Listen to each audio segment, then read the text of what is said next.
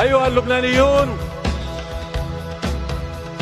إذا كانت المسألة مسألة خيار ومقاومة فعلية وعزة وطنية وكرامة، فهذه كلها ميزات الشعب اللبناني كله، فلا يزايدن أحد على أحد. ولنترك الدولة تترجم خيار المقاومة من خلال مؤسساتها الشرعية.